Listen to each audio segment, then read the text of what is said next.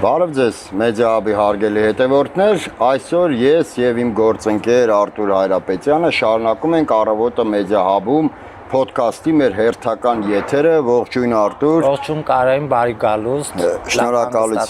Շնորհակալություն, իդեպ շնորհակալություն հայտնենք Անի Կարապետյանին, մեր գործընկերոջը, ընկերոջը, որը փոխարինեց իմ արձակուրդի ժամանակ։ Անի ջան, շնորհակալ եմ, դու շատ հոյակապ եթեր անցկացրեցիր, ոչ միայն բովանդակություն, այլ նաև գեղեցկություն հաղորդեցիր մեր եթերին։ Այո։ Հետաքրքիր գիտես որներ Կարեն մեզ անդադասում էին ինչու երկու տղա, թող մի աղջիկ լինի, Անին որ փոխարինեց քեզ, մարդիկ մտածում էին որ ինչ որ բան է փոխվել, բայց դու արձակուրդում էիր, հա, Անի հետ բավականին հետաքրքիր չէ, ես նայել եմ արձակուրդի ընթացքում ձեր հաղորդումները, շատ լավն էր, շատ բովանդակային ու շատ գեղեցիկ, էլի եմ շեշտում, նաև շատ գեղեցիկ հաղորդումներ, Անին որտեղ ոչ միայն բովանդակություն, այլ նաև գեղեցկություն հաղորդել եթերին, բայց շարունակենք Արտուր ջան, ես ասեմ որ հեռուստադիտողը թող միանա այսօր մեր Առավոտը Մեդիահաբի հետ, սուրճը պատրաստ է, սուրճը դրեք, վայելեք եւ անպայման դիտեք այսօրվա մեր եթերը, ունենալու ենք շատ հետաքրքիր հյուր, իդեպ առաջի անգամ կին հյուր, չէ՞ Կարեն, մեր հյուրերը կին հյուր, որը մի քիչ հետո կմիանա մեզ, մեր YouTube-յան ալիքին եք գրանցվում եւ փորձում եք տարածել, հարցեր ուղղել, մենք էլ փորձում ենք ըստ թեմաների եւ հարցերի ձևով հարց-պատասխանի ձևով օրը եւ առավոտը լցնել։ Հիմա նայ, քանի որ այս հարցը իհարկե խիստ քաղաքական է առաջին հայացքից, Պուտին-Փաշինյան հեռախոսազրույցը, ավելի շուտ Փաշինյան-Պուտին հեռախոսազրույցը, որովհետև հայկական կողմի նախաձեռնությամբ էր այդ հեռախոսազրույցը տեղի ունեցել, առաջին հերթին խիստ քաղաքական է, բայց նաև խիստ հետաքրքրի մեր հանրությանը, որովհետև ուղիղ առնչվում է նաև տնտեսվարողներին, գյուղացիներին, այն մարդկանց, որոնք արտահանման են զբաղված, գյուղմթերքների եւ այլն։ Կյանքը ցույց տվեց, որ որքան էլ թմկահարվում էր, որ եվրոպական շուկան հիմա բացվելու է ու մտնելու է Ֆրանսիա, Իտալիա, տենաս sense հայկական լոլիկները փողոցում թափած, վարունգները թափած, չգիտեմ, ամեն քայլափոխի քեզ հայկական ծաղիկներ են նվիրում։ Կյանքը ցույց տվեց, որ այնուամենայնիվ այդպես չէ։ Եվ հիմա ինչ ես կարծում։ Փաշինյանը Պուտինին ինչի համար էր նախաձեռնել այդ զանգը, ինչ նպատակ էր հետապնդում։ Ես կարծում հետքնել էր անդրադարձել, բայց ամբողջ տեքստը երբ որ դու նայում էիր, կոնկրետ բան կար, հա, որ Պուտին ջան, ինչ որ արել եմ, բայց բաց էլի շուկան, հա, շուկան բաց, որովհետև ստեղ ինքը հասկանում է, որ խեղդվում է, հա, տնտեսությունը, մարդիկ վարկերի տակ են, մարդիկ փող են դրել եւ փորձում են իրենց փոքրիկ բիզնեսը զարգացնել, որը նորմալ է, բայց հիշում ես, որ ծաղիկների թեմայով հարց հնչեց Նիկոլին, որ ինչ է տեղի ունենում ծաղիկների արտահանման հետ կապված, որտեղ մարդիկ էլի ծաղիկի արտադրությամբ եւ չգիտեմ, հա, այնտեղ մարդիկ էլի վարկ են վերցրել, ծաղիկի գործ են անում եւ այլն, հիմա այդ ծաղիկները ջրի գնով տալիս են, որ ասենք, չգիտեմ, սուպերմարկետները կամ ինչ որ sense փորձեն այդ չնչին գումարով գոնե իրացնել ծաղիկները, բայց Նիկոլ Փաշինյանը ինչ ասեց, Կարեն, ասեց բանա, դե հիմա շատ էժան է ծաղիկը եւ նոր մշակույթ է ձևավորվել մեր մոտ, մարդիկ իրար ծաղիկներ են նվիրում, բան հասկանում։ Չէ, շատ լավ մշակույթ է, բայց նվիրելը շատ լավ է, բայց մի հատ այլ բան կա, այդ ծաղիկը որպեսի նվիրես, ինչ որ միտեղից պետքա էժան գնես, չէ, ումից որ դու էժան գնում ես, այդ մարդը տակ է տալիս, որովհետև այդ մարդը ջերմոցներ է, վարկ է վերցրել, ջերմոցներ է ստեղծել, այդ ջերմոցներում մարդիկ են աշխատում, ովքեր ստանում են հաշվի, որ մշակույթ են ձևավորում, անեկդոտ կա, չէ, հարցն ու փեսայի պահով, հիմա մի քիչ եթերային չի անեկդոտը, բայց Նիկոլ Փաշինյանը ուզում է, որպեսզի մոտավորապես այդ անեկդոտի մոտիվներով մարդիկ իրար լավություն անեն, լավ արեցին, միած սիրահարված տղա, ասենք էժան ծաղիկ ճարեց, նվիրեց իր ընկերուն, ուրախացան, բատնտես վարողը, որը էլ եմ ասում, վարկա վերցրել, ջերմոցներ ա ստեղծել, խնամում է այդ ծաղիկների վրա, ծախս արվում այդ ծաղիկների վրա, մարդիկ են աշխատում, ովքեր որ աշխատավարձ են ստանում, ընտանիք են պահում, եւ միայն ծաղիկները չի, մնացած մեր գյուղմթերքը, որը ամբողջովին մարդիկ վարկի տակ, պարտքերի տակ, դրանց հաշվին նաեւ ընտանիքներ են ապրում, ովքեր որ աշխատում են այդտեղ, հիմա այդ հավելենք, որ նաև տնտեսությունն է փլուզման։ Այո, կոնկրետ։ Ու իդեպ կոլապսի մեջ է։ Այն իդեպ այդ հեռախոսած զրույցը դրական որևէ ազդեցություն կունենա, ինչ ես կարծում։ դրական բուն հեռախոսած զրույցը ինքը որպես փաստ չի կարող ունենալ, սակայն մի այլ խնդիր կա, մենք չգիտենք թե էլ ինչ են խոսացել։ Օրինակ ձկնաբուծների հետ կապված երեք տեսար, չէ՞։ Պարզվեց, որ ինչ, նայեք, Նիկոլ Փաշինյանը իր քինքին հաճելի ուղեր ցղեց մարդկանց։ Եթե իրան դուր չի գալիս այդ բուծված ձկները, ուրեմն իր քինքը դարձավ չափման միավոր, ու ստացվեց, որ նա կոչ է անում մոտավորապես հետեւյալը, որ մի գնեք այդ ձկները, որոնք արհեստական են, բազմացվում եւ այլն, իշխանը դժբախտ է եւ դժգոհ։ Այո, իշխանը սիգը եւ այլն, բանը բայց այդտեղ նույնպես չէ, մարդիկ ներդրում են արել, մարդիկ են էլի աշխատում, ընտանիքներ են պահում եւ պատկերացնում ես Նիկոլ Փաշինյանի քիմքին հաճելի չէր այդ ձկան համը ու ամբողջ հանրություն եթերով կոչ է անում չուտել։ Հիմա նայ, ես օրինակ չեմ սիրում գրեչկա, չեմ սիրում հաճար, ձավար, ոնց է չեմ սիրում։ Հիմա ոնց որ ես դառնամ երկրի վարչապետը ու հանրությանը կոչ անեմ ոչ գրեչկա կերեք, ոչ հաճար կերեք, ոչ չգիտեմ ձավար կերեք։ Ես ամեն ինչ սիրում եմ։ Ուրեմն լավ կլինի դու լինես վարչապետը, որովհետև որևէ մեկը չի դժի։ Այսինքն, եթե Նիկոլ Փաշինյանը մինչև այդ չափման միավոր էր սարքում իր սուբյեկտիվ ընկալումները, այդ թվում հայրենիքի, երկրի պետության, հիմա արդեն չափման միավոր է սարքում իր քիմքը։ Այսինքն, ինչ հետևություն պետք է անել։ Մենք չէ, մենք վաղուց ենք արել։ Դիտողը, հանրությունը, հասարակությունը, որ Նիկոլ Փաշինյանը որպես անձ փորձում է թելադրել ամեն ինչ։ Փորձում է թելադրել, թե նաև ինչ ուտի մարդը։ Հիմա նրա ընտրողը դրա համար է ձայն տվել։ Դե եթե ընտրողը Նիկոլ Փաշինյանի երթվյալ ընտրազանգվածի համար Նիկոլ Փաշինյանը չափման միավոր է, ապա թող վաղվանից հրաժարվի ձուկ գնելուց։ Թող հետևի իր առաջնորդի հորդորին։ Դե մի մոռացի, մարդիկ կային, որ ասում են հացը թող դառնա 1000 դրամ, մեկը մեր փրկիչն, մեր աստվածը Նիկոլն է Փաշինյան։ Մի չեմ ասում, որ զովազների ծնողներ կային, չէ, որ ասում էր մեկին դրել եմ հողը։ Դե ինձ թվում է այդ մի քիչ այնց գայուն ցավոտ թեմա է, ինձ թվում է դա հատուկենտ երևույթներ են, մեր իրականության մեջ կա, ապրում են, ինչ չես կարող բացառել, որ այդ մարդիկ չկան։ Ինչ վերաբերում է Պուտին Փաշինյան հեռախոսազրույցին, գուցե եւ ազդեցություն ունենա, գուցե, եթե դրա դիմաց Նիկոլ Փաշինյանը տված լինի ինչ-ինչ խոստումներ, որի մասին մենք տեղյակ չենք։ Մի բան ակնհայտ է, Արտուր ջան, թող մեր հասարակությունը չխաբվի, Հայաստանը երբեք Եվրոմիության անդամ չի դառնալու։ Դե բնականաբար։ Վիզաները, որ իբր պետք է ազատականացվեին, այդ ազատականացման շեմին վիզաների տրամադրումը ավելի է բարդացել։ Ու այդ ամենից պետք է հասարակությունը հետևություն անի։ Վերջի վերջը։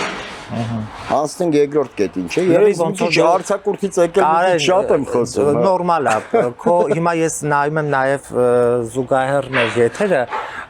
դու լրիվ ուրիշ իրականության մեջ ես հետևի պատկերով, ես հետևի պատկերով լրիվ այլ իրականության մեջ եմ։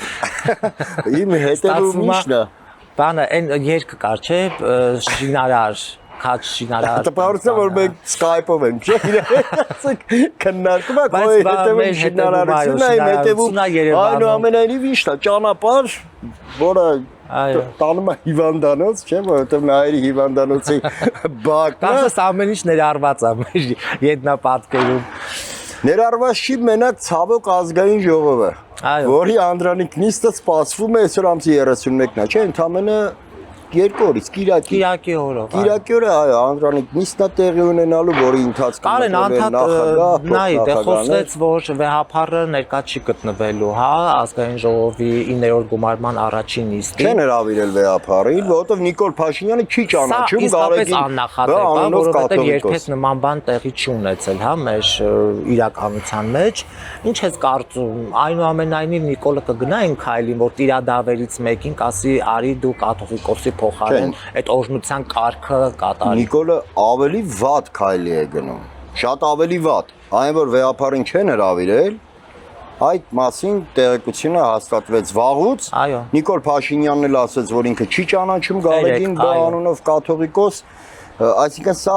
մեկնարկում է վեհապարի դեմ նոր գրոյի սկիզբը։ Այո, նաև դատախազություն է գնացել գործերը նոր։ Այդ մասին խոսանք մեր այդ մյուս փաթեթում, Արտուր ջան, բայց սպասելի էր, որ այս ամենի համատեքստում էր սպասելի, որ օրհնելուկը հրավիրեն ազգային ժողովի մեկնարկը օրհնելուկը հրավիրեն տիրադավներից որևէ մեկին։ Չէ, բայց Նիկոլ Փաշինյանը կարծես ավելի վատ քայլի է գնում, հրավիրում են ոնց որ թե ըստ տեղեկությունների կարգալույց եղած քահանայի։ Հոգևորական։ Այո, Տեր Թադեին։ Նախինում Տեր Թադեին։ ԿՊ-ի գրասենյակ էր մտնում։ Ով գնացել էր ԿՊ գրասենյակ, ով ոչ հերքեց, որ չհաստատեց այդ լուրը, իսկ մեր իրականությունում երբ ոչ հերքում ես, ոչ հաստատում ես, այդ լուրը սովորաբար դա իրականություն է։ Հիմա նայ, դա մարտահրավեր է արդեն նետված ոչ միայն ընդդիմադիր դաշտին, այլ ողջ հանրությանը։ Ողջ հանրությանը հատկապես այն հատվածին, ովքեր որ մերժում են վեհապարի դեմ գրոհը։ Այո։ Հիմա Ես որևէ բան չեմ կարող ավելացնել, իհարկե սա էլի զավեշտների մի ամբողջ այդ փնջի մեջ է մտնում, որովհետև իսկապես, հա, այս դեպքում ընդդիմությունը ինչ պիտի անի Կարեն, ըստ քեզ։ Հա, ընդդիմությունը փորձության առաջ է կանգնած։ Ընդ որում երկու փորձություն, դեռևս խորհրդարանի աշխատանքները չմեկնարկած, ընդդիմությունը մի անգամից երկու փորձության միջով պետք է անցնի։ Տեսնենք ինչպես կհաղթահարի։ Չեմ ուզում նախորոք գնահատական տալ, որովհետև դեռևս չի իրականում ինչա լինելու։ Առաջինը երթման տեքստն է։ ԿՊ-ն փոխեց падգամավորների համար նախատեսված երթման տեքստը եւ համապատասխանեցրեց իր գաղափարախոսությանը։ Բայց երթման տեքստը այն աստիճան չէր, հա, ես ավելի բան էի պատկերացնում Նիկոլի այդ քո ասած քիմքին։ Համաձայն եմ, բայց դա այնտեղից հանվեց հայրենիք օրինակ հասկացությունը։ Վերջում Նիկոլ Փաշինյանը ոնց է ամենին խոսքից հետո գոռում փառք նահատակներին կեցե Հայաստանի Հանրապետությունը։ Հիմա յուրաքանչյուր падգամավոր, ով պետք է սկսի իր գործունեությունը, պարտավոր է Նիկոլ Փաշինյանի նման երթվի, վերջում ասի կեցե փառք նահատակներին։ Գուցե լինեն մարդիկ, ովքեր փորձեն Նիկոլ Փաշինյանի ձայնով, միմիկայով, դեմքով այդ օրը չսափրվեն, փորձեն, չէ, Նիկոլ Փաշինյանը սափրված է, ով թրաշ ունի սափրվի եւ, բայց դա անհատական դրսեւորումներ են։ Օրինակ ընդհանուրի մասին։ Վերջի իմ հյուրը Էդգարն էր Ղազարյան ուժեղ Հայաստանից, ես իհարկե այդ հարցը տվեցի, որ վեհապարը եթե չի լինում, ինչա լինում ազգային ժողովում, իրականում ես այս ազգային ժողովը համարում եմ ոչ լեգիտիմ, իդեպ ոչ միայն իշխանության կողմից ոչ լեգիտիմ, այլ նաև ընդդիմության, որովհետև մենք տեսանք, որ ընդդիմությունից 60,000 ձայն Նիկոլը գրպանել է եւ Ծառուկյանը որպես այդպեսին զոհի կարգավիճակում այսօր եւ այն 60,000 քաղաքացու ձայնը ուղղակի կարեր ինչ ասեմ, ել չեմ ուզում զարմանալ, ել չեմ ուզում զայրանալ, 60,000 մարդու վրա մարդիկ բան արեցին, վատ բան չասեմ, բայց թքել են կոնկրետ։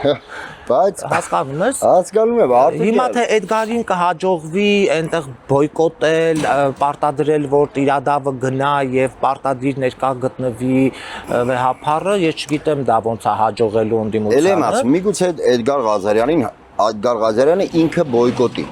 Հա։ Բայց մենք տեսել ենք այդ բոյկոտները։ Այո, բայց խոսքը ոչ թե անհատական դրսևորումների մասին է, այլ խորհրդարանական ընդհանուր ընդդիմության մասն է։ Իդեպ, ես ուզում եմ մի հատ երթման տեքստին վերադառնա, որ քյուրը բռնում չառաջանա ոչ ոքի մոտ։ Որևէ վատ բան չկա նրանում, որ մարդիկ ասում են փառք նահատակներին, կեցե Հայաստանի Հանրապետությունը։ Այո, դրանում որևէ վատ բան չկա, ավելի նույնիսկ ողջունելի է, երբ մարդը մշտապես փառք է տալիս թե նահատակներին, թե Հայաստանի Հանրապետությանը։ Խնդիրը այլ է, որ Նիկոլ Փաշինյանը դա մանիպուլացրել է ու համապատասխանեցրել է իրից կողմից Այո։ այդ քարոզվող գաղափարախոսությանը, որից դուրս են հայրենիք հասկացությունը, որից դուրս է ազգային արժեքները։ Իսկ ինչ վերաբերում է երկրորդ փորձությանը, հիմա թե Էդգար Ղազարյանը ինքը կբոյկոտի, թե չի բոյկոտի, եթե բոյկոտի փառք է Էդգար Ղազարյանին, բայց ընդհանուր առմամբ հավաքական առումով ընդդիմություն է։ Այդ փորձությունը ո՞նց է անելու։ Անդրանիկ նիստին նստելու է եւ ընդունի կարգալույծ եղած քահանայի օրհնությունը, թե բոյկոտի դուրս գա։ Եթե չբոյկոտեց, եթե մասնակցեց եւ ստացավ այդ ճակերտավոր օրհնությունը կարգալույծ եղած քահանայի, հետագայում մնացյալ բոլոր արդարացումները ավելորդ են։ Բոլոր արդարացումները, որտեղ բանը հիմնակարը դնելու են, հենց այդ օրը, եթե իրենց չհաջողվեց բոյկոտել եւ ինչպես ասում ահա, վեհապարին հravirել ըստ օրենքի, ըստ կարգի, ըստ հոգեվոր կարգի, ազգային ժողովի ձևավորման հենց հիմնակարը դնելու, եթե դա չի արվելու, դա նշանակում է, որ ընդդիմությունը հենց ի սկզբանե անջրպետ առաջացնելու իր եւ իր ընտրողի միջև առանց հետել կա արդեն անվստահության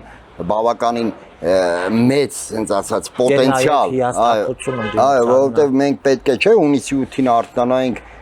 առանց Նիկոլ Փաշինյան Հայաստանում, նոր Հայաստանում իրավիճակը լրիվ այլ լիներ, տեսնենք այն կառավարության նիստերը արդեն կառավարության շենքում, որոնք մինչ այդ տեղի էին ունենում տվյալ ուժի, բայց մենք էլի արթնացանք ու էլի տեսանք, որ նույն Հայաստանում как лучше получился как всегда, չէ՞։ Բայց Արտուր ջան, մեր հյուրին երևի հրավիրեն երկար չսպասացնենք։ Այո, երկար չսպասացնենք, մեր հյուրը սիրելի հեռուստատիտող շատ հետաքրքիր մի անձնավորություն է, երգչուհի, գեղեցկուհի, իր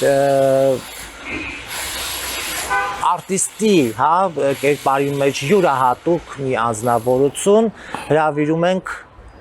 մեզ հետ զրույցի Ջուսին։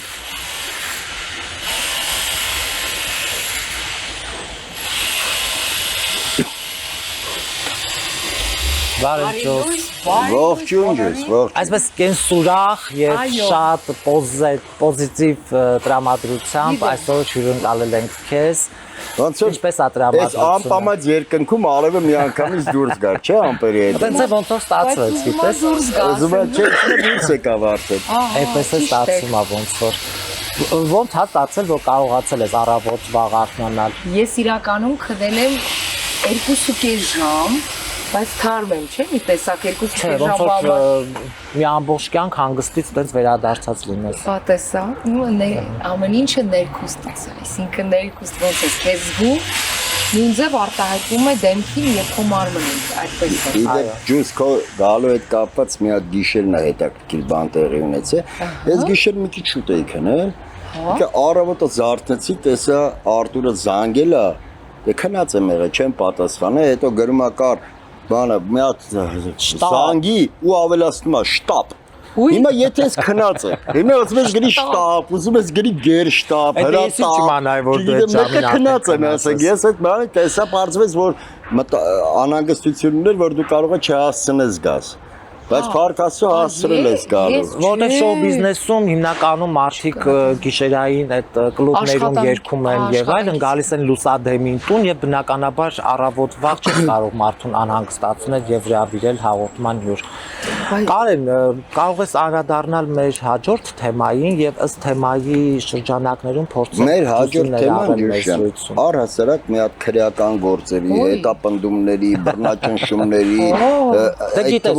ընտանեկան բռնության, սպառնալիքների եւ այլն միացած ամբողջական փաթեթ է։ Նայ, երբ որ բռնության փաթեթ մի խոսք։ Հա, բռնության փաթեթով ենք հիմա ներկայանում ու դու հենց այդ ալիքի վրա եկար հյուր, հա։ Փաթեթի վրա զերջ է։ Հիմա նայ ջուս, բանակում պարբերաբար խաղաղ այդ որ խաղաղությունա, չէ՞, արդեն Ադրբեջանի հետ, Ադրբեջանի կողմից չեն կրակում, բայց մեր ինչ որ կարծես է զոհերի վրա չի ազդել աճի կամ նվազյալ, բայց բանակում շարունակում են զոհվել, սակայն արդեն ինքնասպան են լինում, սպանություններ են տեղի ունենում, բռնություններ են տեղի ունենում եւ այլն, այսպես շարունակվում է, նայ, հենց ահա այս նոտայի վրա Նիկոլ Փաշինյանի տիկինը ուղերձով հանդես եկավ որ իբր բանը մի խոսքով իր ամբողջ ասածը այն էր, որ բանակում այդ բռնությունները տեղի են ունենում, ոչ թե նրա համար, որ մեղավորները այն պատասխանատուներն են, ովքեր որ չեն կարող կանոնադրային հարաբերություններ հաստատել զինվորների մեջ, այլ մեղավորը ընտանիքներն են, որովհետև ընտանեկան բռնությունների արդյունքում ծնվում են այսինքն ոչ թե բռնությունների արդյունքում են ծնվում, ընտանեկան բռնությունների հետևանքով երեխաները դաստիարակվում են ոչ այնպես սիրո ու համերաշխության մթնոլորտում չեն դաստիարակվում, գնում են բանակ այդ բռնություն ինչ անի խեղճ Սուրեն Պապիկյանը օրինակ կամ ինչ անի խեղճ Էդուարդ Ասրյանը, երբ որ ասենք ոմն վալոտ ծեծում է իր կնոջը Սիրանուշին այդ երեխեն էլ տենում ասում ռասուշ հերս ծեծում է մորս ես պետք է գնամ բանակ ծեծեմ շարքային էս ինչ անեն այսինքն մեղավորը ընտանիքներն են այլ ոչ պատասխանատուները բանակի երկուսն էլ մեղավոր են եւ դաստիարակողները եւ իհարկե այն մարդը ով դրա գլխավորն է այդ բանում այսինքն իրենց կոմանդիրը եւ այլն իր բնականաբար պետք է հետևեն ու այդպես բան չպետք է լինի ընտանիքը ինչքանով իր ազդեցությունը ունի հա այդ ամեն ինչի նայեք եթե ծնողները իրեն այդպես են դասիրակում այդ տղամարդուն որ իրականում ինքը տեսնում այդ բռնությունը եւ այլն ծայց ջարդ ինքը գնում է սկզբից փոքր ժամանակ կատուներին ա չէ սկսում ծայցել շներից ծայցել կենթանիներից սկսում է եւ դա գնում է իր ամբողջ կյանքը դա իրականում կապ ունի Եվ այսպեսի մի բան կա, ասում եմ, երբ որ մարդը ընդունակ է կենթանիներին սպանելու կամ չգիտես տանջելու, այդ նշանակում է, որ ինքը սովորություն կարող է ունենալ հենց հատկապես երեխաներին այդ բռնաբարություն եւ այլն նման բաներ կան, հա, հատկապես կենթանիների առումով։ Հոգեբանները ամեն դեպքում այդ չեն բանան։ Դա ճիշտ է, բայց արդյոք Հայաստանում ընտանեկան բռնությունը այնքան մեծ ծավալ է կազմում, որ դա արդեն ստացել է հասարակական այնպիսի մի վտանգավորության աստիճան, որ ոչ միայն փոխանցվում է բանակ, այլ նաև վարչապետի տիկինն է այդ մասին անդրադառնում եւ հաստատում է ինքի մասին, որովհետեւ ինքը իր անձի մասին էլ է, չէ, այնտեղ շեշտում, որ ոնց է ասել չեմ հիշում ինչ era, ինչ նկատի ունես, չգիտեմ։ Որ ես էլ եմ էլի դրա մեջ մտնում, որովհետև իրականում զոյ կարգավիճակում էր մի խոսքով հանդես գալիս։ Ճիշտ ասած չեմ լսել, որ ինքը, ասենք իրան տեղավորել է այդ ընտանեկան բռնությունների շրջանակում, բայց այնուամենայնիվ հարցը հետևյալն է, կա արդյոք նման մասշտաբ Հայաստանում ընտանեկան բռնության։ Այսինքն ստատիստիկան ոնց է, մենք պետք է օրինակ ջոս, բերենք հիմնականում մեր օրինակներով բերենք, օրինակ քո հետ երբևէ եղել է դու օրինակ համարձակ ես հագնվել, համարձակ ես եղել քո արվեստում, եղել են քո հետ բռնության ինչ-որ դեպքեր, այսինքն ընտանիքում կապ չունի, ընտանիքում կլինի ամուսնության մեջ կլինի շրջապատում ընկերության ինչ-որ տրանսպորտ մեկը ապտակի, ուղղակի էլ ասում ես կարճ հագել, դելա։ Ճիշտ ասած, օրինակ Մոսկվայում եմ տեսել այդպիսի բան, որ մտնում էին տղաները ռուս։ Չնայած ես բոլորին շատ լավ եմ վերաբերում, չէ, այդպիսի բոլոր ազգի մեջ կան վատ եւ լավ մարդիկ։ Չենք խոսում ազգի մասին, ընդհանուր մի քանի մարդիկ եկան ու սկսեցին ծեծել, ինչ որ համ աղջկան, համ տղուն, որովհետև իրանք լավ չեն, այտենց շատ ինչ որ այն չէին հագնված, թե ինչ որ սենց բաներ եղած, տեսել եմ մետրոյում։ Դա էդի Ռուսաստանում էր, բայց չեմ կարծում, որ հիմա այդպիսի բան լինի, բայց իմ ընտանիքում օրինակ երբեք չի եղել ոչ մի բռնություն, չնայած մամաս ու պապաս բաժանված են, բայց մամաս էլ էր շատ խելացի եւ խաղաղին եւ նույնիսկ էլ հայրս։ Եվ ինձ մոտ չի եղել այդպիսի բան, բայց ամուսնության մեջ, երբ որ ես ամուսնացա 16 թվականին եւ 17 թվականին բաժանվեցի մի տարի տևեց, այնտեղ մի անգամ եղել է, եթե ես մնա եւ ասե ոչինչ, դե լինում է որ մնում է, չէ՞։ Ընտանիքներում լինում է, կար են մնում են ասում են ոչինչ երեխա, չնայած մի երեխա չունեն։ Ես չասեմ։ Հեսա ջուսի մասին նախքին ամուսինս խմայից եւ ես ասեցի ինչու ես խմում եւ այն եւ սկսեցինք իրար հետ կռվել եւ ինքը ձեռք բարձրացրեց, այսինքն շատ վատ։ Մի հատ ճլոտ։ Չլը չէր։ Եկա էր։ Ասենց բարձացրեց, սենց ինքն ուժեղ էր։ Մի խոսքով աղավոր էր, ես իրականում հոգեկան մի քիչ սենց շոկի մեջ էի, շոկի մեջ մտա հոգեկան տենց։ Եվ մյուս օրը ես որոշեցի, որ ես պետք է բաժանվեմ, որովհետև դա շարունակվելու էր։ Այդպես է ձևը։ Օրինակ շատ ընտանիքներում միշտ չեն վարվելու նույն ջուսի պես, օրինակ կանայք կան, որ այդ անընդհատ բռնությունների մեջ են ապրում։ Դե ուր գնամ, տեղ չունեմ գնալու, երեխեքին չեմ կարող, որտեղ երեխա ունենք բան, ամուսինը կարող է թույլ չտա, որ երեխուն առնի գնա, բնականաբար, եւ դա դառնում է ճահճանում է եւ ընտանիքներում դառնում է վախենում են, ասում, բա որ գնամ, ինձ գտնի եւ սպանի։ Դե լավ, եկեք մի քիչ շատ Այսինքն համաձայն եմ դեպքեր կան, բայց արդյոք այդ դեպքերը շատ են այն աստիճան են իրաց ծավալներով, որ արդեն դառնում են այն աստիճանի ազգային անվտանգության խնդիր, որ Նիկոլ Փաշինյանի տիկինը Աննա Հակոբյանը կասկածի տակ է դնում մեր ընտանեկան մոդելը։ Իր խոսքից ստացվում է, որ մեր ընտանեկան ինքն նախասում, մոտավորապես ասում որ մեր ընտանեկան մոդելը ճիշտ չի, մոտավորապես հետևյալ եզրահանգմանն է գալիս բանը, եւ ստացվում է, որ մեր ընտանեկան մոդելի հիմքում բռնությունն է։ Ինքն անկած։ Նույնիսկ եթե ամուսինը չի ծեծում կամ կինը թավեն չի տալի մարդու գլխին, այնուամենայնիվ նույն Աննա Հակոբյանը ինչերի մեջ ով անցը, կարող է ինքն ունի իր բնորոշման այդ վիճակները, որ հիմա փորձում է վեր հանել։ Բայց ստատիստիկա պետք գոյություն ունի, այսինքն պետք է մարդիկ ովքեր զբաղվում են դրանով։ Դրանով զբաղվեն եւ հասկանան, եթե ես է կարող, մեր մոտ շատ էս կա կամ այն կա, բայց իրականում դու չգիտես կոնկրետ կա դա, թե չկա։ Համաձայն եմ, ով է որոշում այդ չափաբաժինը, այդ քանակը, այդ սպառնալիքի չափը։ Պետք է հետևել, այսինքն մարդիկ ովքեր այդ ստատիստիկային հետևում են, այսինքն գնան տեսնեն, որ ընտանիքի ինչ ոնց է, բայց բացի դրանից, դա մարդու մեջ ախր պետք է լինի դա, որ այն մարդուն ծեծի ավելի ստորացնի եւ այլն, այդ մարդու մեջ պետք է լինի։ Եթե չլինի, չի կարենք այդ։ Մենք առանց խոսում ենք կանանց բռնությունների մասին, բայց բռնությունը որպես այդպեսին նաև կարա շատ հանգիստ տղամարդը ենթարկվի։ Օրինակ, հենց ընտանիքում կարա տղամարդը բռնության ենթարկվի։ Հիմա խետ-խետ նայում է Կարենային։ Ես հասկանում եմ, որ ես հասկանում եմ, որ դա ենթարկել եմ մարդու, ես հասկանում եմ, որ դա խորտ է եւ մենք մեր ընտանիքներում գուցե նման բան չենք տեսել եւ դրա համար, բայց նաև կինը կարա նույն հաջողությամբ բռնության ենթարկվի։ Դա չի նշանակում հենց կոնկրետ ուժ գործադրելով տղամարդու վրա ստորացնել դա կիրառվի, բայց ինքը կարա ասենք օրինակ, չգիտեմ,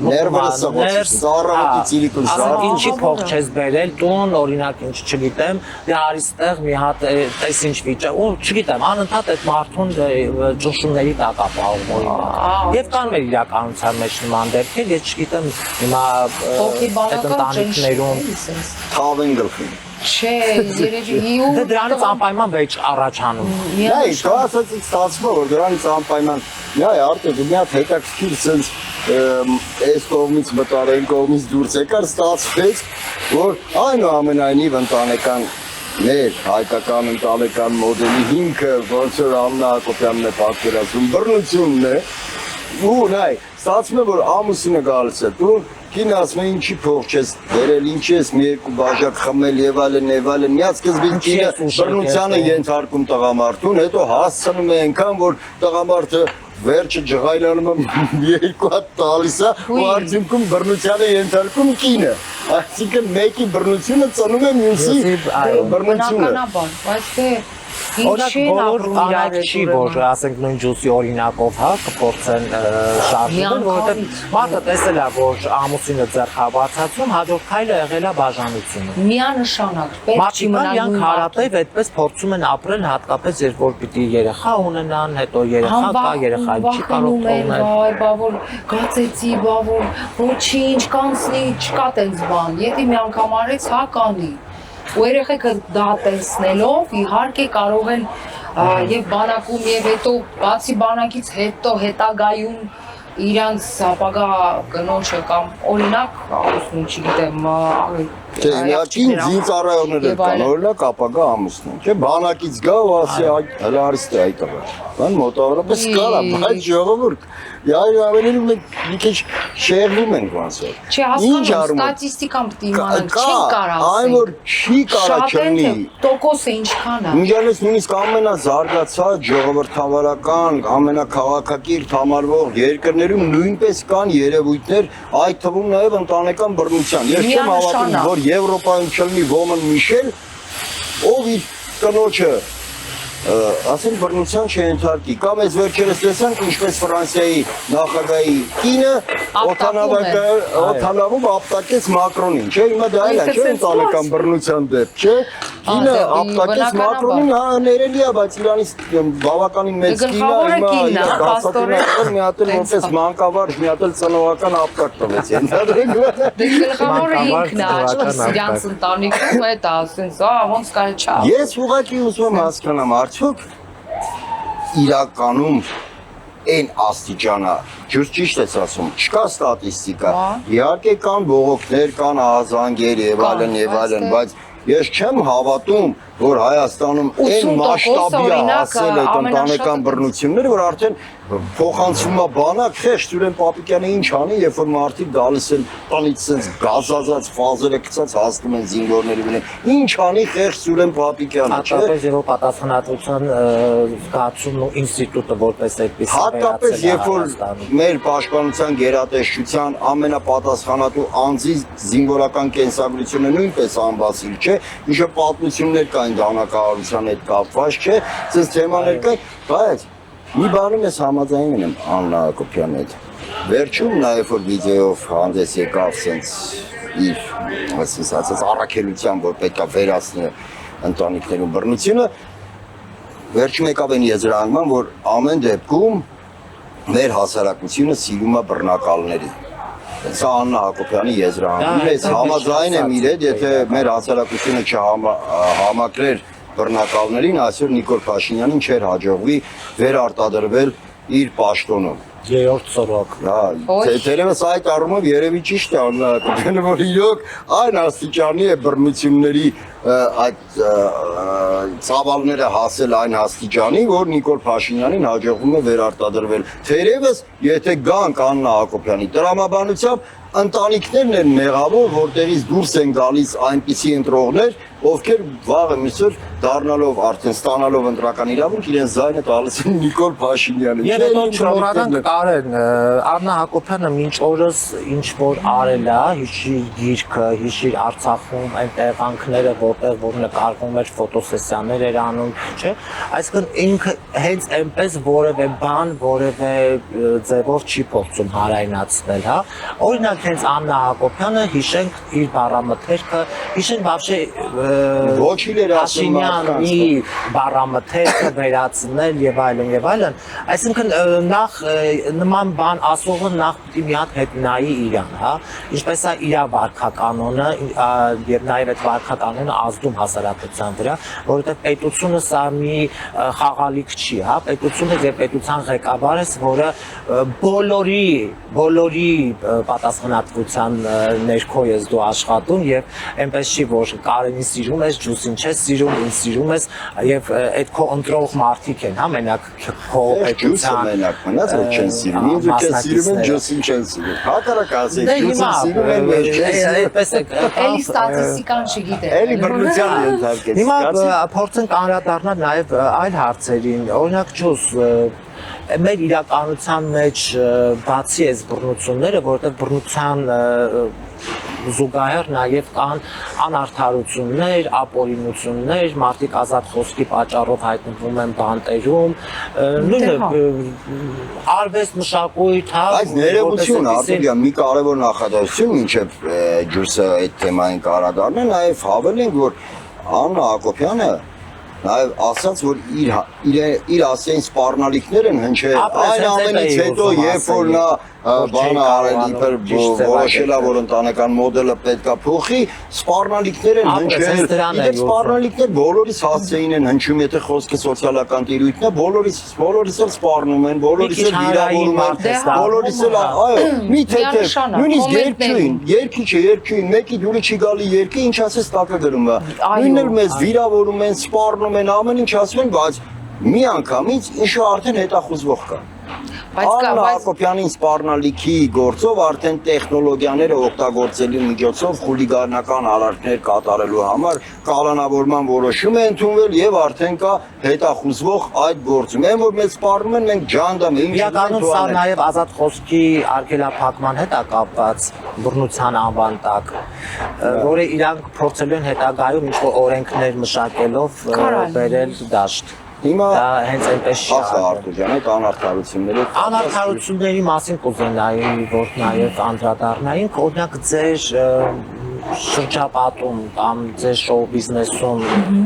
առնչվում եք նման դեպքերի։ Շոու բիզնեսում օրինակը, որը չկա, ես միշտ ասում եմ, այստեղ շոու բիզնեսը չկա։ Առաջ մի քիչ գոնե կար, հիմա էլ չկա։ Այսինքն այստեղ ավելի, գիտեք ոնց օրինակ եթե համերգ ամեց լինում, նույն մարդիկ են, չէ՞, գնում։ Թեկուս այն հրապարակում են։ Ոնց որ մեր տարիներով նույն պատգամավորներն են, չէ՞։ Խոսքի ժողովուրդը կարող է սիրի այս երկչին կամ երկչուն, օրինակ, բայց իրենք չեն սիրում այդ երկչուն կամ երկչուն, դրա համար նա կամ այս կամ այն մարդը չի լինի այդ համերգի, կլինի նույն մարդիկ, ովքեր իրենց մոտ են, իրենց սատարում են եւ այլն, ու մենք տեսել ենք այս վերջերս համերգներ հենց հրապարակում, նույն մարդիկ եւ այլն եւ այլն, բայց դա օրինակ դա լրիվ Դրա համար երևի քեզ քիչ ենք տենում հիմա եթերում։ Ես լինում եմ, բայց դες մեծ համերգներում քիչ, ինչ նախկինում է։ Դե որովհետև ամեն ինչը փոխվել է, ոչ միայն ինձ, շատ մարդիկ կան, որոնք հիմա տենց մեծ համերգներին չեն երևում։ Հա, համերգներ լինում է, բայց տենց այդպիսի մեծ մասշտաբով։ Բայց այն ժամանակ, երբ որ դու մի բան փորձում էիր անել, դա այսպես առաջնային տեղում էր, հա, մի հատ բում էր։ Հա, բնականաբար է, այն ժամանակ եւ ռեալիթի շոու առաջինը ես եմ բարել, բնական ջուս, իմ կյանքի մասին եւ այլն ուրիշ ձև էր առաջ այդ շոու բիզնես ասած է լրիվ ուրիշ ձև էր։ Ավելի հետաքրքիր էր այսինքն բովանդակալից։ Շատ կար համերգներ, շատ կար են որ ասում են փարթիներ, տարբեր ձևերի եւ 90-ականներ եւ շոուներ եւ այլն շատ կար։ Ճուս, օրինակ ես գիտեմ, որ այս մեր իրականության մեջ իրականում բաներ փոխվեցին, հա 18 թվականից հետո։ Ես գիտեմ քո վերաբերմունքը, ես գիտեմ քո այդ դեմ լինելը, որովհետև այս ժամանակ խոսում ենք եւ անդադ այդ ապրումների մասին ենք նաեւ խոսել, ես գիտեմ այս ամեն ինչի հետ կապված, ես կուզենայի հասկանալ, օրինակ մարդիկ կան, չէ, մի քիչ հայտնի մարդիկ, ովքեր որ ասում են, ինչ որ իրենց կյանքում մի բան են չի լինում, թքած պետության, երկրի, հայրենիքի, այս բսկտված վիճակը, որ ինչա կատարվում իրականում մեր երկրում, ասում են Իմ հետ չստացվեց որևէ բան, ես թողնում եմ ու գնում եմ երկրից։ Դե շատերը գնացին, բնականաբար։ Նման արվեստագետներ, շոու բիզնեսի Բայց դու գիտես, Արեն, ամենավատը այն է, որ իրանք չեն ասում, որ գիտես, ես լքում եմ երկիրը, օրինակ առնական մեղած երկիր, որը Արցախը հանձնվեց, զոհեր եւ այլն եւ այլն։ Իրանք ասում են, օրինակ, չգիտեմ, ես ինչ գործը դրել էի, չստացվեց, եղել են դեպքեր իհարկե, եւ ես թողնում եմ, գնում եմ, որովհետեւ չի ստացվել իմ մոտ կյանքը։ Քո մոտ նման զգացողություն առաջացել է մանավանդ երբ որ քո սրտի իշխանությունները չեկան իշխանության։ Նայեք, ես իրականում դե գնացել եմ, չէ՞, Մոսկվա 98 թվականին։ Որը հանգիստ կարար, այո։ Հետո 2008 թվականին եկել եմ, որ շարունակեմ իմ մենա կարիերան, այսինքն մենա երգչի։ այն Ջուրջան 1000 ներողություն եմ խնդրում շտաբի լուր հայտնենք այսօր հենց վաղ առավոտյան Կարեն ուժայինները մտել են Նարեկ Կարապետյանի առանձնատուն եւ խոզարկություններ են անցկացնում հենց հիմա Նարեկ Կարապետյանն են ստանը խոզարկությունն է իրականանում հիմա հենց մենք բռնություններից ենք խոսում հիմա Այս վրա ջուսը ավարտի հետո իր շատ կարևոր լուր ասիր մենք այս թեմային հեսա կանրադառնանք որովհետեւ Նարեկ Կարապետյանը ամենայն հավանականությամբ միակը չի լինելու Դե ամեն առավոտ անհրաժեշտ ենք, հա, բախվում ենք հենց կոնկրետես շարունակի Ջուրջան, թե անցյալ աշխատանքի, թե գնացիր Մոսկվա, դա ինչու վերադարձար, ինչ ես անում հիմա։ Ուզեցին մենա երբ չի լինի, այսինքն ցույց տա ես ինչ կարող եմ։ Ես այնտեղ երկում եմ Իրինա Ալեգրովայի մոտ, դե բոլորը գիտեն արդեն։ Բայց ես ուզում եմ սոլո, որ ինձ տեսնեն։ Այնտեղ ինչի չէ շարունակեցի, որովհետև պետք է սրատակ, նրատակ, սրատակ։ Ինչ չէ կարող շարժում անել, քայլ անել ու մերժեիր Ալեգրովային։ Չէ, ստացվի։ Կամ քայլ անել, սրատակ, նրատակ չի լինում, ներսից պետք է լինի։ Դրա համար ես եկել եմ այստեղ եւ արդեն բավականին ինձ լավ ցույց եմ տվել, ցույց եմ տալու։ Բայց ինչ մտածում եմ, որ գնալու մասին ես կարող եմ գնալ աշխատանքի ինչ-որ երկել, ինչ-որ պրոյեկտ անել, բայց գալ հետ, որովհետև ես Հայաստանը շատ եմ սիրում և էներգետիկան Հայաստանի ուրիշ ձև է, ոչ մի տեղ չկա, այդպիսի տաքություն ինչքան կա Հայաստանում, կարող իշխանությունները մեզ համար են չեն, բայց բնությունը և պետք ամեն ինչը երկիրը մերն է, մենք չեն կարող մեզ գանք այդպես ազատ ինչպես օրինակ նույն Ռուսաստանում ինչն Ռուսաստանել են բայց ստեղ ուրիշ ձևի է, էներգետիկան ուրիշ է, մերն է Ստեղծագործականը հայրենի է, ազգային է, ինչքան էլ Նիկոլ Փաշինյանը ազգայինը փորձում է բայց այստեղ դու ունես ընկերներ, դու չես կարող այնտեղ ու կարող ունես ջերմությունը բան ուրիշ է, չես կարող այլ մնացել է Կարեն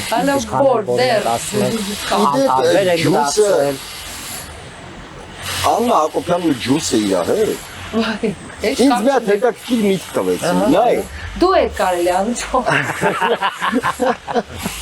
Նայ, Աննա Հակոբյանը ամեն ինչի հիմքը համարում էր ընտանիքը, չէ՞։ Ջուսը դա ընտանեկան բռնություն է։ Ջուսը դա զարգացրեց, որ ասեց մարդիկ որ ովքեր ընտանիքում ենթարկվում են բռնության, հետո կատու են սատկացնում, շուն են սատկացնում, հետո գնում են բանակում ասենք էլի այդ ագրեսիվ դրսևորումներով ու բանակից հետո գնում են կյանք։ Ու գնաց։ Հիմա նայ, ու այդ գնացի ֆոնին Տևական ժամանակ Հայկ Կոնջորյանի եղբոր Ավետի ու մեկ այլ ՔՊՀ-ականի միջև ինչ-որ խնդիրներ էր եղել։ Հետո Կոնջորյանի եղբայրը Ավետը ոնց հասկացանք տեսանյութերից պարբերաբար գնացել է իր այսպես ճակատակ որ հակառակորդի տան մոտ նրա ընտանիքի անդամների ներկայությամբ սեռական բնույթի հայանքները պարբերաբար հնչեցրել իտոգում նրանք էլ մի օր բռնացրել են Ավետին Հայկ Կոնջորյանի եղբորը ու ծեծի ենթարկել Հիմա այսինքն ստացվում է Աննա Հակոբյանի ու Ջուսի համատեղ այդ վերլուծության արդյունքում ստացվում է, որ այդ բռնությունը այնուամենայնիվ հիմքը պետք է փնտրել ընտանիքներում։ Որովհետև եթե մարդը ընտանիքում այդ բռնությունը տեսած չլինի, խոսքս հիմա Կոնջորյանի մասին չի, որ հանդարտ վաղը միսօր չվազի դատարանը դատիտա, ընդհանուր առմամբ եմ ասում։ Եթե մարդը ունակ է գնալ մեկ այլ մարդու ընտանիքի անդամների, երեխաների, կնոջ եւ այլն ներկայությամբ ծնողների սեռական բնույթի հայանքներ տալ, այն մյուսներ պատրաստ են մյուսին են ծեծել, որ գցի գետնին ու քացով խփի գլխին։ Դա արդյոք չի խոսում, որ ինչ-որ երիտասարդության տարիներին ինչ-որ տրավմա են ունեցել այն աստիճանի, որ չեն կարողացել քաղաքակիր ձևով, լավ չեն կարողացել գոնե ընկածին քացով գլխին չտա, նայել չի կարողացել իրար զսպի, որ մյուսի կնոջ ու երեխայի մոտ հայանքներ չհնչեցնի։ Բացի դրանից կրթությունն է կարևոր, բացի դրանից IQ-ն է կարևոր, այսինքն մենտալիտետը, ինտելեկտը եւ ծնողները ոնց են դասյունակ։ Այսինքն որքան ցածր ինտելեկտ, այդքան բռնության բարձր մակարդակ։ Այո, հաստատ։ Շատ ճիշտ ես իդեր, շատ ճիշտ ես քո գնահատականում, որովհետև միայն վայրի բռնության ունակ է նա, ով ունի նաև վայրի մտածողություն։ Վայրի կենթանուն հատուկ Ինչ մտածողություն։ օրս դու մենակ ես, արդյոք այս մենակությունը նաև նրանով է պայմանավորված, որ վախեր ունես քո մեջ ընտրյալի առումով։ Եվ որոնք կարող լինեն այդ վախերը։ Դե բնականաբար ես գնալով ամեն տարի ես դառնում եմ ավելի սենց Բարդ, հա, ավելի սենց մանրակրկիտ, այո, ռենգեն եւ այլն միանգամից չեմ ասում են հա իմ կողքի ընկերուներ ասում են վայ մեկը լինի կորևորը կապ չունի քո կյանքի համար հա դե հա բայց ես չեմ ուզում իմ էներգիան ծախսեմ այն մարդու վրա, ով ինձ օրինակ նյարդայնացնի ամեն օր, ինչ ես հակեուր ես, հադանա, ուետի միշտ կա, ինչու չես պատասխանել, արդեն դու քեզ սկսում ես դիսկոմֆորտ նայ նյարդայնանալ եւ այլն, ինչի համար ես մի կյանք եմ ապրում, ես պետք է ամեն օր նյարդայնանամ կամ ինչ որ ծեծ ջարդ չես կարա ասես, կարա լինի, անկապ խանդ անկապ, ես էլ արտիստ եմ, ինչ որ եղել է փորձեր ամուսնության եւ ահա որ ամոթել էր, այնպես ամոթել էր, որ շարունակել մնալ, ամոթել էր, որ ինչ հետաքրքիր կինոներ էր սարքում, զուտ է, ամոթ էր, ուրիշների դեմ։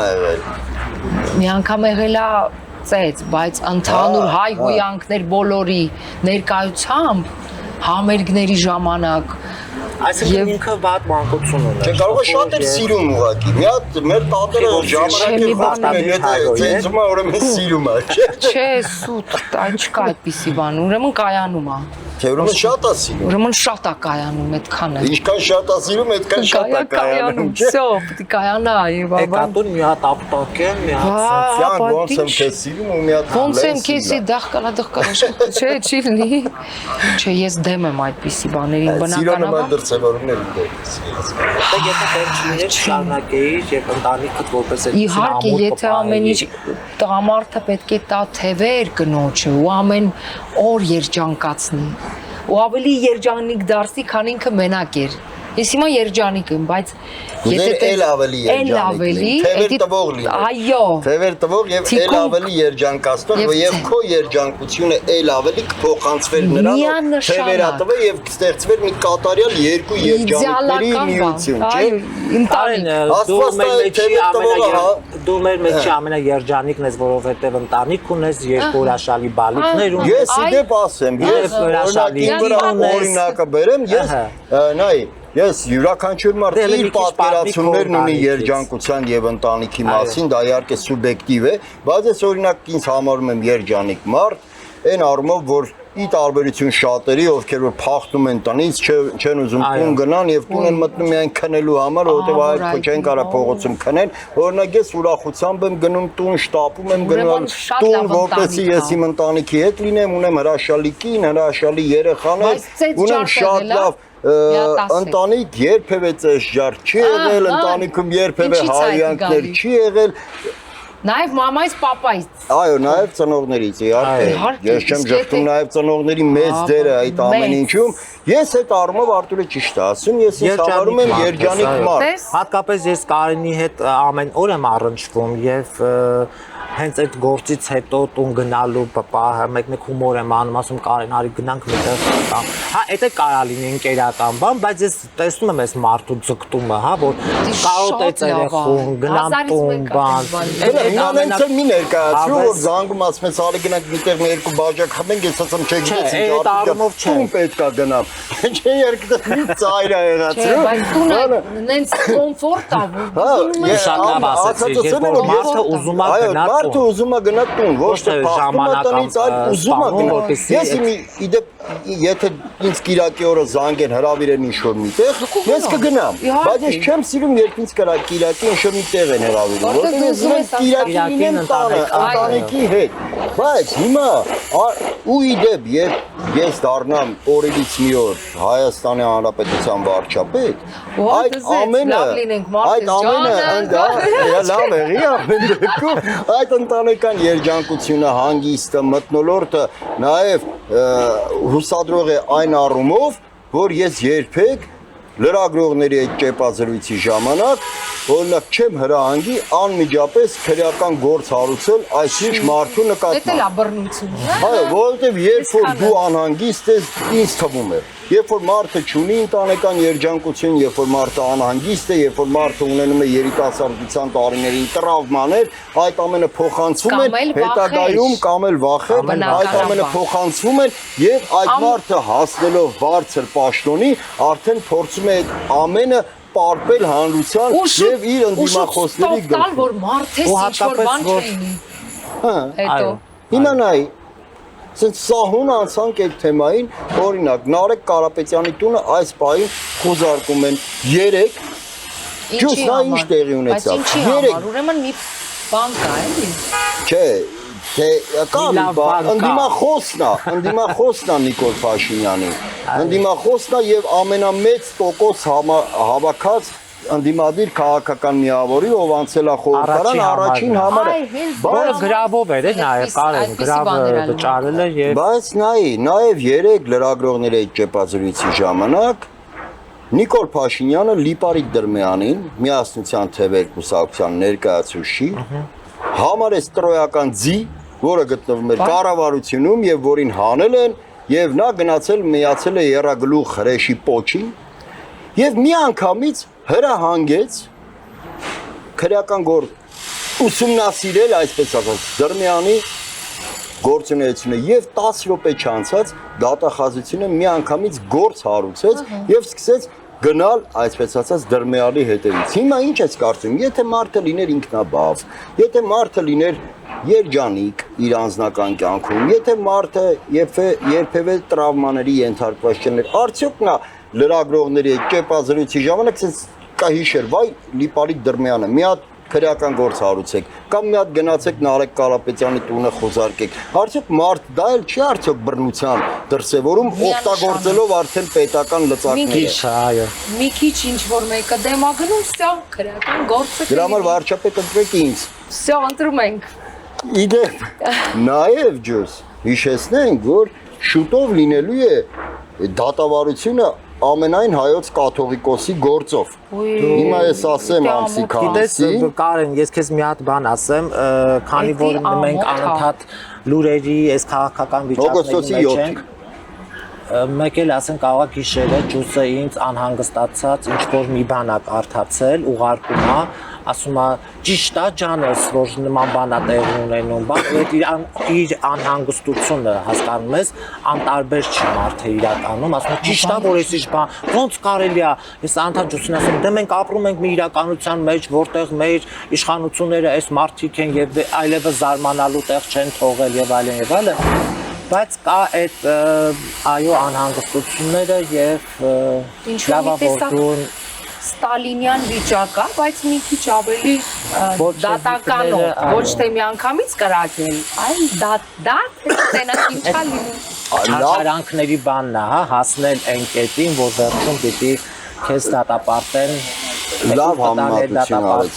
Ստալինյան ժամանակներն Ստալինը միանգամից էր կրակում։ Դե սա էլ է միանգամից կրակում։ Միանգամից լրագրողները ճեպազրույցի ժամանակ ասում են մի հատ ձերբակալեք սրանք, կալանավորեք սրանք, քրեական գործ հարուցեք։ Քրեական գործ դե Ստալինի ժամանակ սենց դատ եւ այլ սենց հա ձևականություններ չկար։ Դե հիմա քանի որ ջուր հաշվի առնենք որ Հայաստանը երբևէ բռնապետության նման ծավալ չի ունեցել։ Աստված մի արասե, բայց չի բացառվում այդ օրվանն էլ աստու ճանապարհ հասնում։ Ստալին վախում էին Հոսեին, մենակ լավ, դրա համար այդպիսի բաներ էին։ Մի բան են չէր մի անգամից։ Իդեպ քանի որ Ռաստրել։ Ձեհափարի դատավարության հետ կապված sense բուրըն արձագանքեցիր, վայ։ Ասենք ինչի համար այդ քրեական գործը ընդհանրապես։ Դե ինձ համար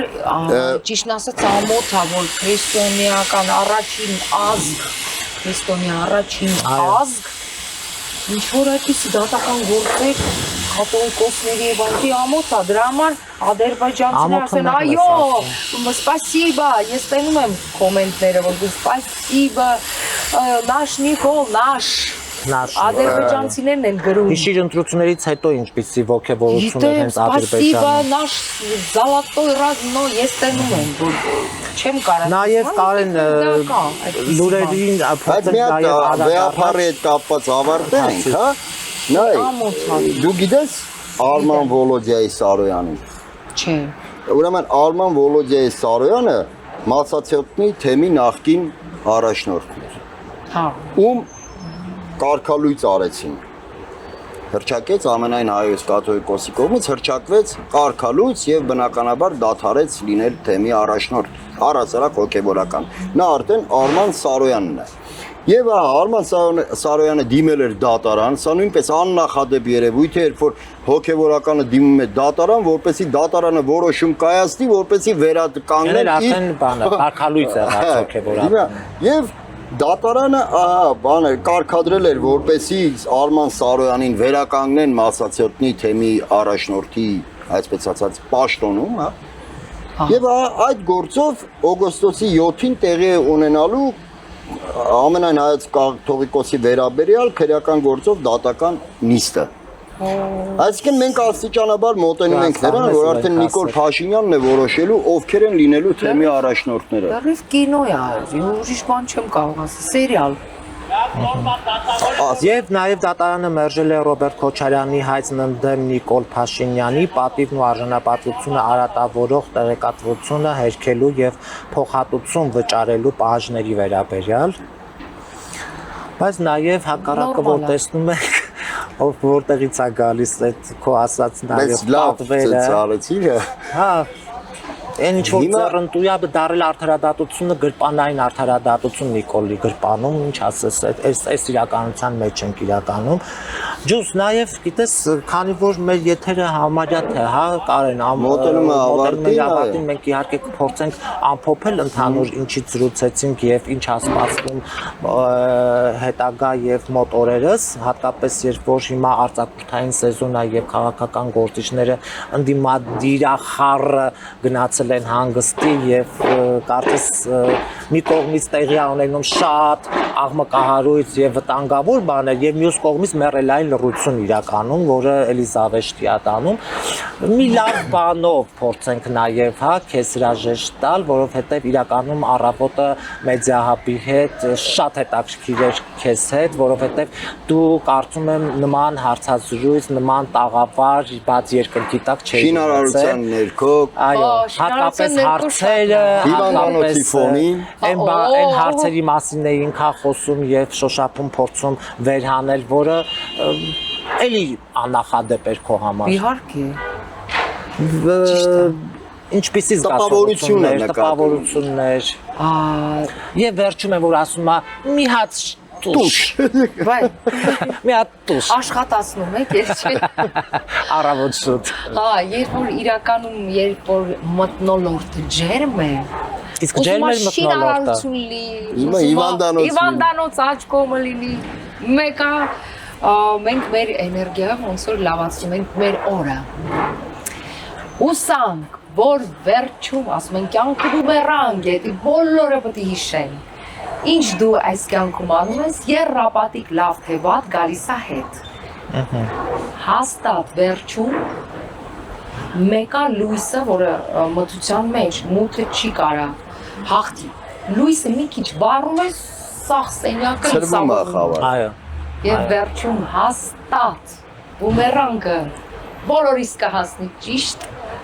այն ինչ որ մենք արեցինք մեր կյանքում։ Էդի բոլորը դիշեն։ Այսքան ու ես ասում մենք հիմա այնի մեջ ենք եւ այն դժբախտությունների մեջ ենք եւ դրան արժան ենք, որ մենք ունենք այն ինչ որ ունենք այսօր։ Մասամբ իրականում այո։ Որովհետև այն ժամանակ երբ որ մարդիկ դուրս էին եկել եւ լավատեսությամբ էին դուրս եկել, մտածում էին երկրում լիքը դրական բաներ ա փոխվելու, բայց ստացվեց դες որ այդ մարդիկ երրորդ սրոք էլի որոշեցին որ նույն տղանքի մեջ պիտի մնան եւ պիտի շարունակեն իրենց կյանքը։ Բայց ամեն ինչ փոխվում է, կյանքը չի լինում նույն ձևի, ամեն ինչ փոխվում է եւ իրականում վերջում ժամանակը ամեն ինչ իր տեղն է բաշխում, ամեն ինչ։ Իդեպ ջուստ Ես վստահ եմ, որ լավ կլինի։ Քաղաքական ուղերձը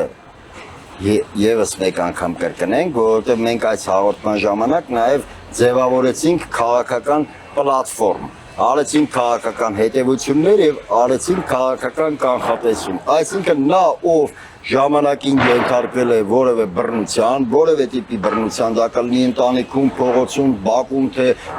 ուսումնական հաստատությունում, երբևէ չպետք է լինի պետության ղեկավար, որովհետև այդ իր բռնությունը փոխանցելու է նաև հանրությանը եւ Հայաստանի Հանրապետության ղեկավար պետք է լինի նա, ով երբևէ բռնության չի ենթարկվել, ով ընտանիքում իրեն երջանիկ է զգում, այսինքն ես ունեցել է եւ ունեցել է խաղալիքներ։ Եվ այո, ունեցել Հեծանիվ պարտադիր։ Ես բազմաթիվ խաղալիքներ եմ ունեցել, որովհետև մայրս աշխատում էր մանկական աշխարհում, սովետական միության Բոլոր խաղալիքները մանկական աշխարհը հիշում եք, չէ՞ Աբովյան փողոցի վրա հրապարակից մի քիչ վերև մանկական աշխարհը կար, հենց այս խաղալիքների պակաս երբեք չեմ ունեցել, ոնց է իդեալական տեխնացու եմ, չէ՞։ Ասմաքայլով վարչապետ ապագայի Կարեն Կարապետյան, այս անազգանունը հիշում են, ես իհարկե դեմ չեմ Կարեն, ես դեմ չեմ, մի անգամ էլ մեզնից մեկը լինի վարչապետ, մենք էլ շոշոփիտա կարողանանք ապրել եւ կարծում եմ լավ կլինի։ Իսկ տուշը Ոսը Կարեն, մի հատ ես ուրիշ բան եմ ուզում ասել, ես իհարկե մեր եթերը Կարենը մի քանի եթերներ չեղա, որովհետև Արցախուց էր գնացել, այս ջերմությունը իրականում Կարենի հետ վարելու կարոտել էի, դու իհարկե եռապատկեցիր, եւ օրինակ դու գիտես, որ օրինակ ջուսին դու միշտ տեսել ես որ ոճում, հա, երկարվեստի։ Օրինակ դուք պատկերացրեք, որ ջուսը կարա երկի ռաբիս։ Ես չեմ պատկերացրել, բայց ես մի բան ասեմ։ Ես այն քիչ թվով մարդկանցից մեկ եմ։ Ես կարծում եմ, որ հերոստատիտողը չի պատկերացնում ջուսը, որ կարող է երկի ռաբիս։ Մի հատ բան ասեմ, օրինակ շատերը կապ չունի տունը ինչ են լսում, երբ որ լրագրողը մոտենում է խոսափողով կամ երբ որ ինչ-որ Facebook-ում ստատուս գրելու անհրաժեշտություն առաջանում, կարծես ռաբիս լսողները մի անգամից վերանում են, բոլորը մտնում են ինչ-որ դասական ոճի մեջ, ինչ-որ վերանբարձանումներ են տալիս։ Եվ միշտ քննադատում են ռաբիս։ Ես այն քիչ թվով մարդկանցից մեկն եմ, որ բացահայտ խոստովանել եմ միշտ ու խոստովանում եմ նաև հիմա, որ սիրում եմ ռաբիս։ Հա, ինձ երեք մի տաքսիստ ասեցի, ոյ, ձեզ շատ է սիրում ռաբիս չեմ լսում մենակ հարսանիքների ժամանակ։ Մեքենայի մեջ կա ռաբիս, օրինակ բերեմ, հետո անցնենք այդ ռաբիսին, կինս ժամանակին որ գնում էի աշխատանքից վերելու տուն, ուրեմն այս ֆլեշկայի մեջ ունեի պապկեր տարբեր, որոնց մեջ կար ռաբիս ու կար BB King։ Օհ։ Ուրեմն որ զանգում եք կնոջից ասում է ես արդեն ներքևն եմ, ասում էր իջնում ենք։ Որ ասում էր իջնում ենք, նշանակա ընկերուհիներից 1-2-ի հետ է, որին ճանապարհին պետք է իջացնենք։ Ես մի անգամից գցում էի BB King-ը, ես լուրջ տեսքով նստում էի, հենց այդ ընկերուհիները իջնում են, պապկեն մի անգամից փոխում են, մի հատ իշոր, մի հատ ռաբիս, որովհետև մտնում է արդեն իմ բնականon կյանքի մեջ եմ BB King-ը, հա, լավն է BB King-ը, բան չունեմ ասելու, բայց ամեն ապո բարելուց ռաբիս կարաս լսես։ Հանգիստ, ես ռաբիսը լսում եմ այս ավտոմեքենա։ Մի հատ ոնց Արտուրը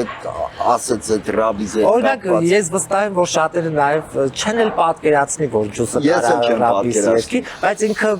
մի երկու հատ ինչ որ ինչ բան է, հա, շրջանակներում էր, հա, ինչ որ համերգային շրջանակներում էր։ Փարթի էր, այդպիսի։ Եվ ջուսը դեռ ինչ որ հանդես կար ռաբիս, երկու ռաբիս երկ սարքեր, ամեն մի երկիչ երկչուի, որին երբեք ռաբիս ոճով չես տեսել։ Որ երկը։ Մի այն որ ասում եմ, մի իսկան երկում է եթերում։ 10 րոպե շատ բան կարողանանք բան անել։ 30 վայրկյան, ուրեմն պատի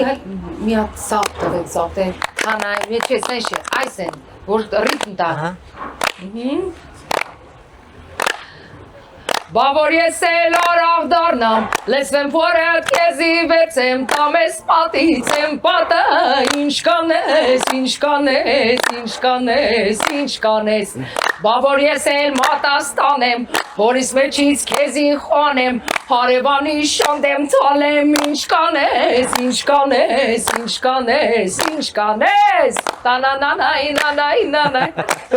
ինչ ոչի կապ չունի ինձ հետ, բայց տեսակ մեկը Շնորհակալ յուրատուկ էր։ Ջուզ, այս